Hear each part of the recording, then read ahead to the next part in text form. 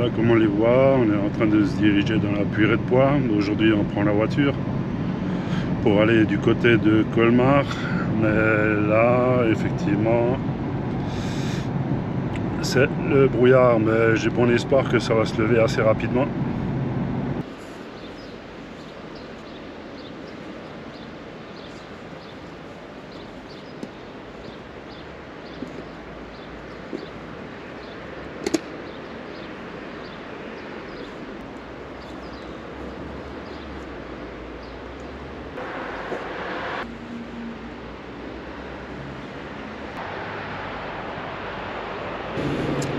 Salut les amis randonneurs et voyageurs à vélo électrique. Comme on le voit derrière moi, c'est brumeux. Et là, j'ai fait une quarantaine de kilomètres pour venir jusqu'à Turckheim. Turckheim, belle petite ville de 3700 habitants que j'aimerais visiter. Je ne sais pas si ce sera possible. En tous les cas, notre parcours devrait nous mener jusqu'à Sélestat. Et ensuite revenir jusqu'à Colmar et visiter un peu Colmar et revenir jusqu'à Turckheim. Alors il est bien sûr comme d'habitude déjà tard et on va y aller. Alors je termine de préparer le vélo et puis on s'en va en commençant par visiter la petite ville de Turckheim. A tout de suite les amis. L'entrée de la ville de Turckheim, on va y pénétrer à vélo très rapidement et puis après on va commencer à prendre la route, ce qui n'est pas du tout dans cette direction là.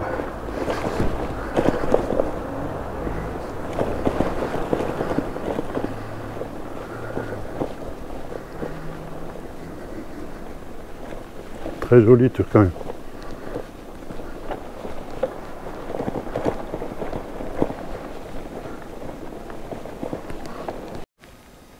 Alors comme tous les villages ou villes typiques du vignoble, des maisons à colombage.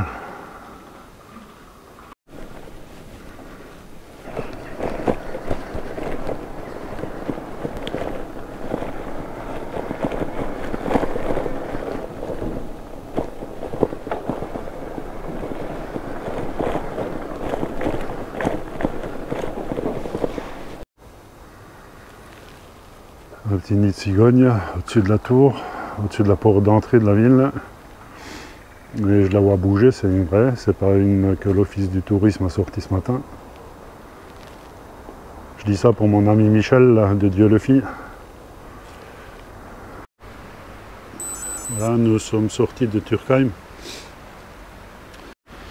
Et là, la météo a prévu 15 degrés aujourd'hui. Alors normalement on devrait voir qu'il fait 0. Voilà la Fecht à Ingersheim, on est en train de traverser un petit pont pour la longer de l'autre côté. Et peut-être que ça s'éclaircit un tout petit peu.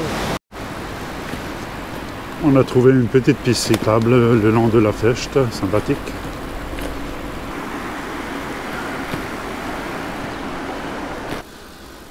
Alors je suis un peu déguisé les amis, il fait vraiment froid, 0 degré comme vous avez pu le voir sur le GPS.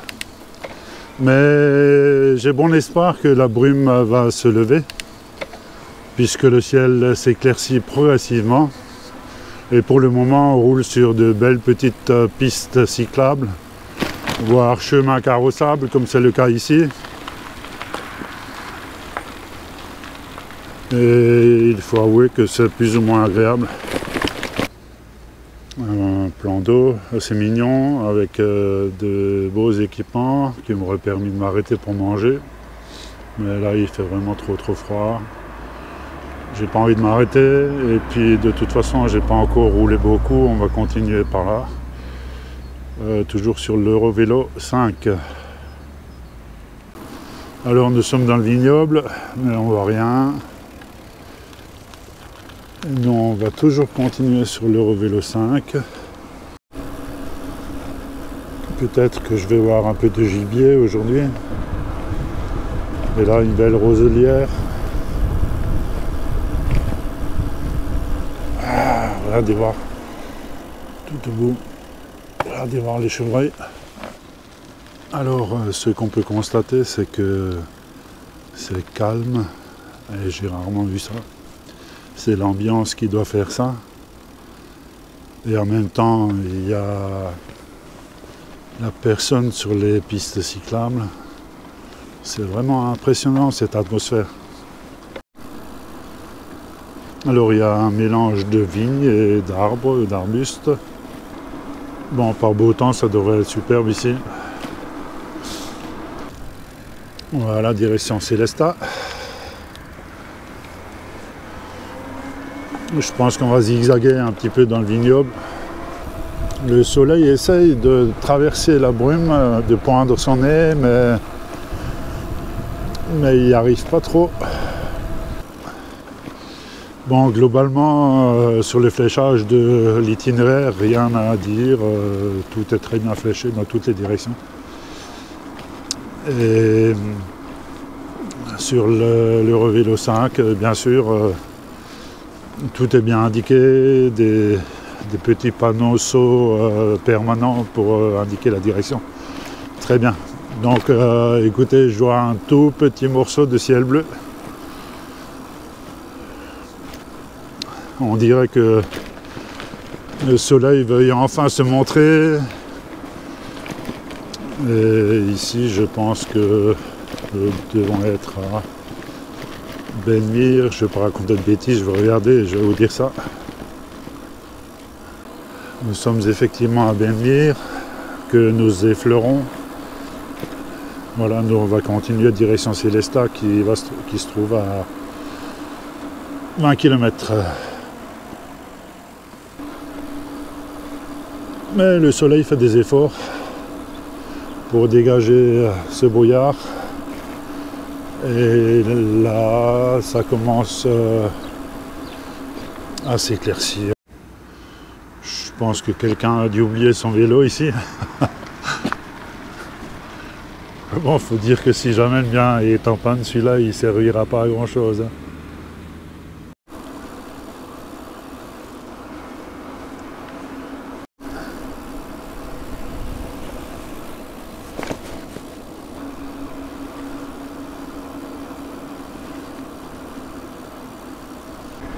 À ma droite, c'est la plaine d'Alsace. Et en temps normal, nous devrions voir la forêt noire d'ici. Encore une belle place. Il est 12h30, mais je vais encore patienter un petit peu. Je vais attendre 13h ou 13h30 pour déguster un petit peu de tisane et manger mon sandwich. Allez, on continue vers Sélestat qui est encore à 15 km. Charmant village, niché au sommet du monticule.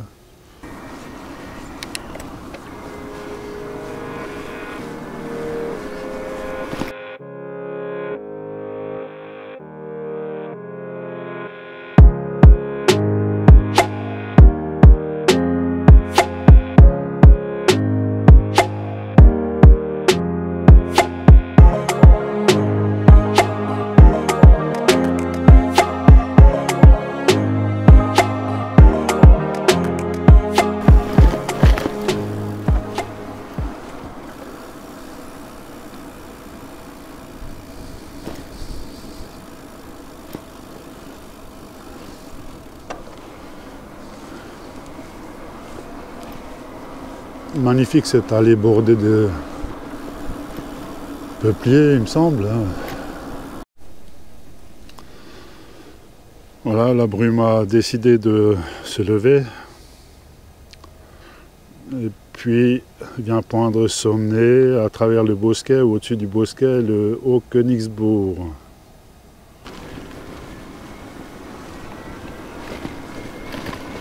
Du temps du Durenbach.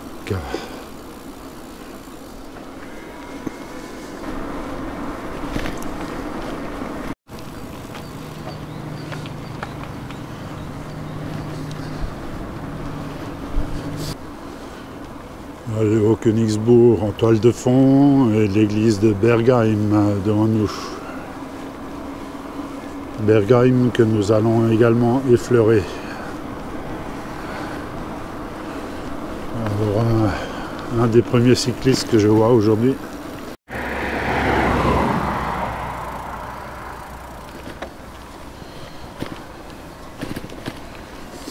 Toujours en direction Sélestat, toujours sur l'Eurovélo 5 et toujours sur une belle voie verte, tranquille, mais après Sélestat ça va changer puisqu'on sera sur des routes ouvertes à la circulation.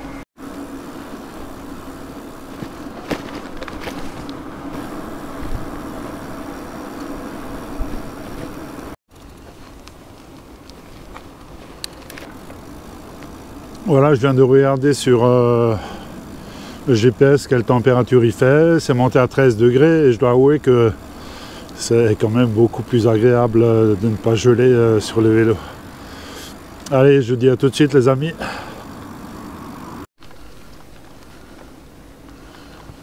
Direction Sélestat à droite, 6. Par contre, je vais m'arrêter ici pour manger mon casse-croûte.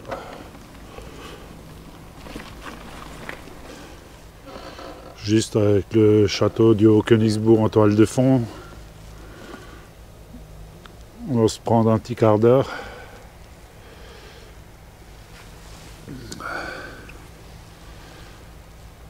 Voilà les amis, c'est ici que je vais m'arrêter pour manger mon casse-croûte, boire un peu de tisane. Éventuellement ôter un peu tout ce barda. Et on va repartir au bout d'un quart d'heure, 20 minutes, le temps de ne pas se refroidir. Allez, à tout de suite les amis.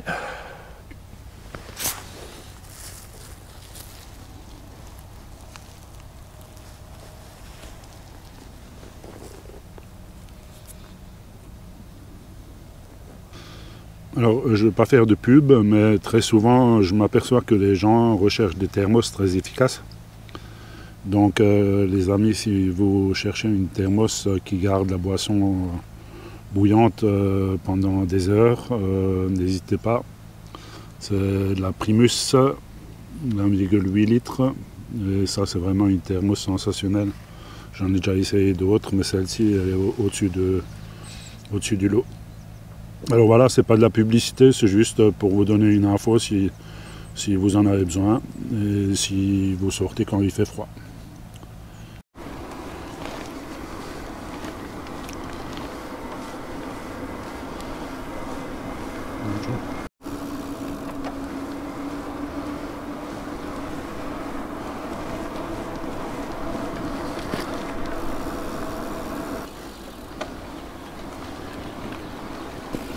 Et nous allons prendre à droite direction Sélestat.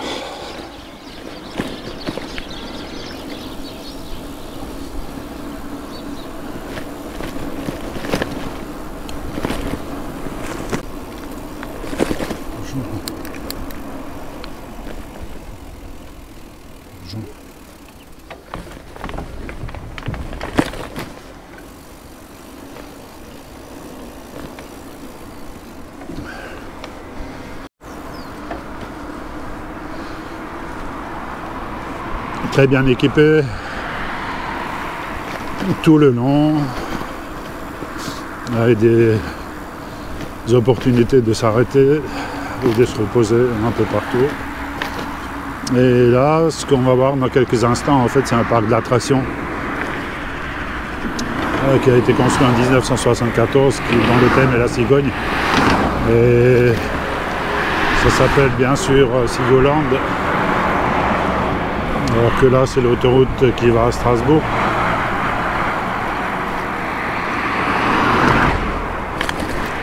Donc Sigoland, voilà, c'est à gauche. Parc d'attractions très familial, dont le thème principal, comme je le disais, c'est ce qu'on voit ici sur le nid, la cigogne. Alors il y en a pas mal.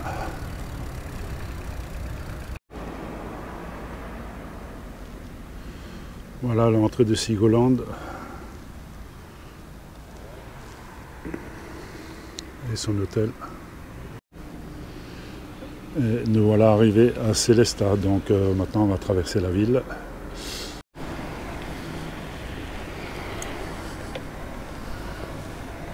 va traverser la passerelle de la gare.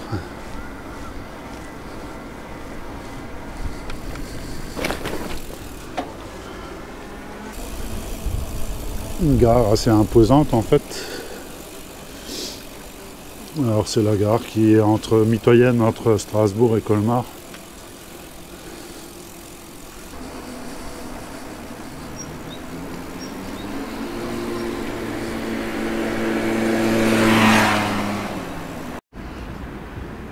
Nous approchons du centre de Sélestat et nous sommes devant un magnifique château d'eau.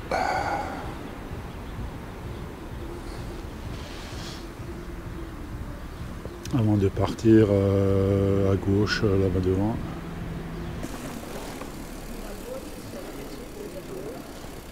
Bibliothèque humaniste de Sélestat.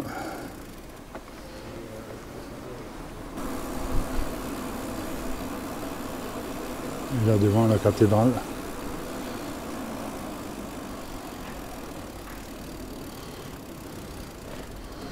En plein travaux, dommage.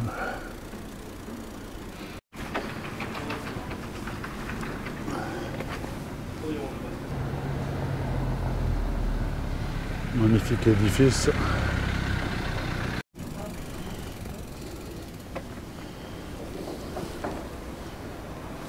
Voilà la cathédrale Saint-Georges.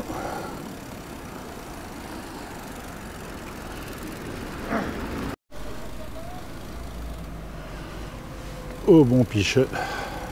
Pas mal ça.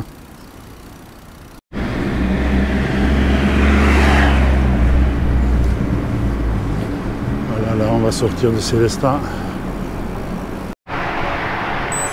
Nous sommes sur une route extrêmement fréquentée. Et là il y a une petite chapelle au bord de la route.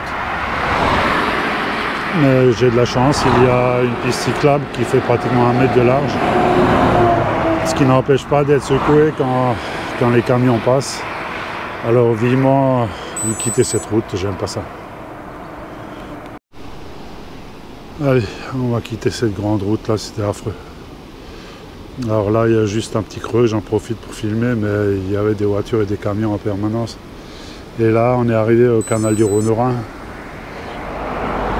Et on va le longer également quelques kilomètres, tout en ligne droite. On verra ce que ça va donner. Le paysage est plat, mais il y a du soleil, il fait pas trop froid, donc ça va. Allez, on y va. Donc là, nous sommes au restaurant La Petite Écluse. Ça a l'air sympathique. Il y a des côtes à grill à l'extérieur, le long de la piste cyclable.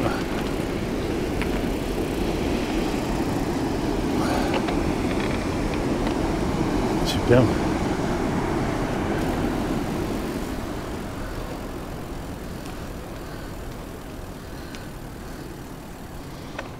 Et là, d'anciens bunkers allemands très certainement, qui datent de la Seconde Guerre mondiale. Donc Colmar 24, alors là il va falloir se dépêcher quand même.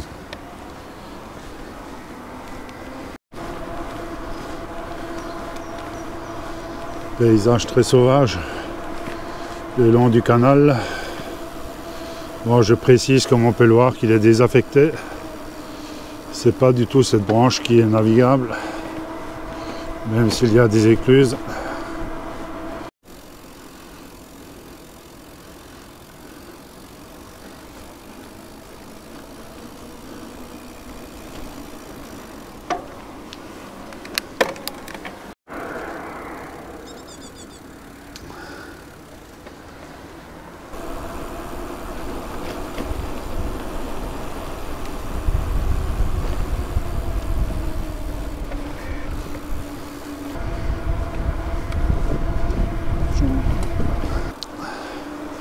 Là, je reviens un petit peu sur les 10 km que j'ai fait avant dans la circulation. C'est un peu dommage qu'il y ait ce trajet en plein dans la circulation. C'est affreux.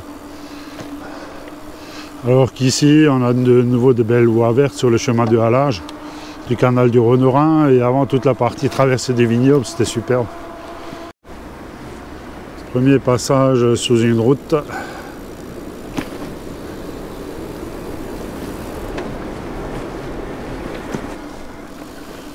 Par contre, le site est sauvage, hein. Waouh!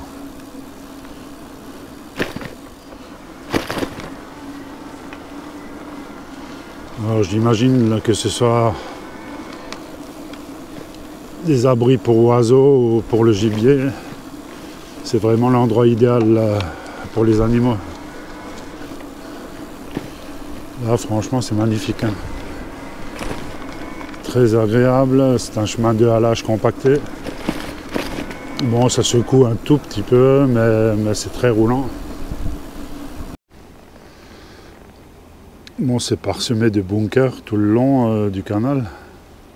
Alors c'est une portion que je découvre totalement, j'ai jamais été ici. Voilà, toujours le long du canal bien sûr. Et toujours ces arbres remplis de lierre.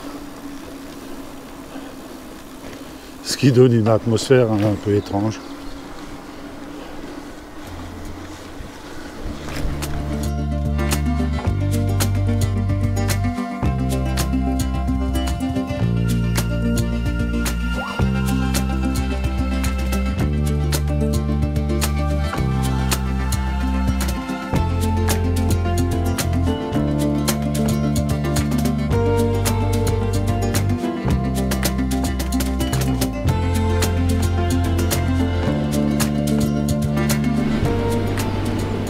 Restaurant d'écluse d'Artsenheim,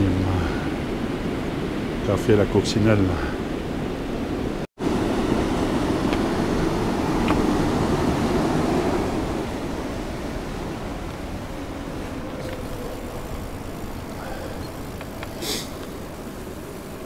Voilà, moi qui cherchais un banc pour manger ma pomme.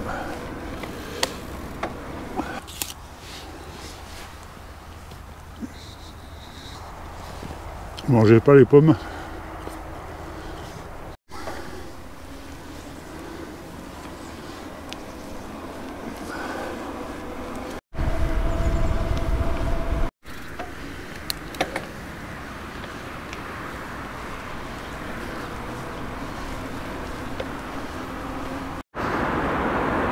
Voilà, nous sommes à l'entrée de Colmar, à 100 mètres du panneau.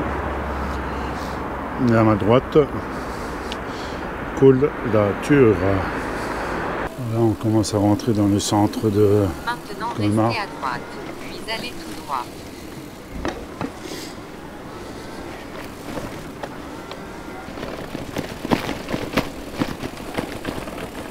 Replanification en cours. Suivez. Dans 70 mètres, tournez à gauche et continuez sur une route.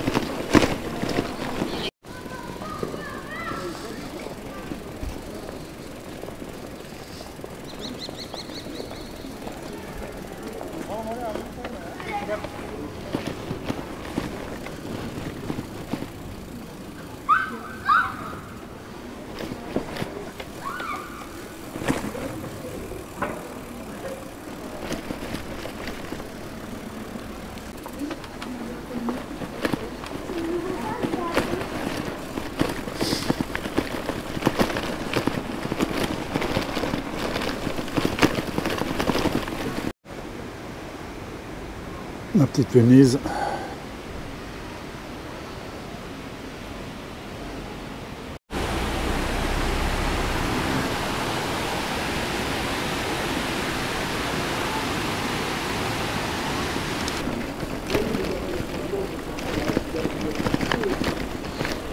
Nous sommes dans le quartier historique de Colmar.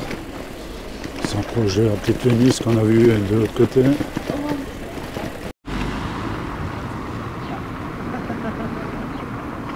Le départ des barques sur la Loche.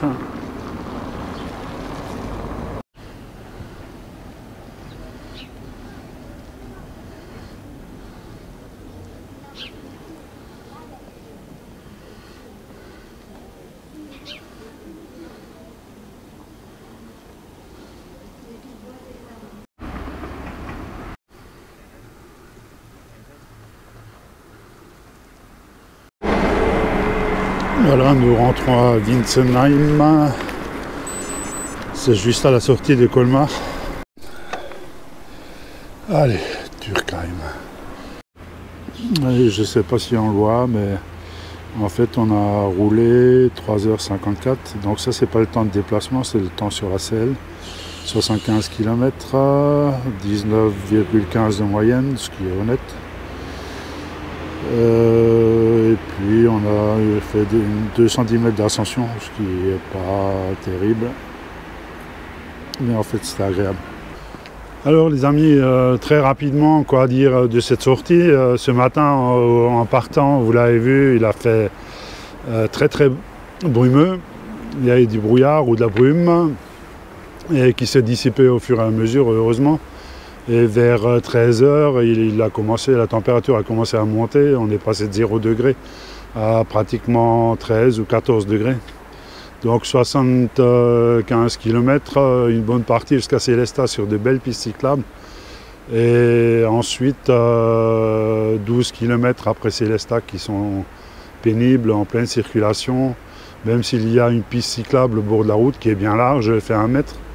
Mais néanmoins c'est pas agréable, donc j'ai rien filmé. Alors ensuite une longue partie d'une vingtaine de kilomètres, voire 25 le long du canal. Alors là c'est un peu particulier, c'est très sauvage et c'est très agréable à rouler sur une piste cyclable qui est non pas revêtue mais compactée et très souple. Donc beau paysage, super. Mais ensuite la traversée de Colmar. Quoi dire de cette traversée? Tout simplement que Colmar est toujours aussi joli, vous l'aurez remarqué. Et la traversée est suffisamment la traversée est aisée puisque tout se fait sur des pistes cyclables. Donc voilà, je crois que je vous ai tout dit. Moi je vous dis à la prochaine. N'oubliez pas de me mettre des commentaires, me mettre un like et pourquoi pas vous abonner. Alors les amis, je vous dis à bientôt, quand il fera plus chaud bien sûr. Allez, tchuss.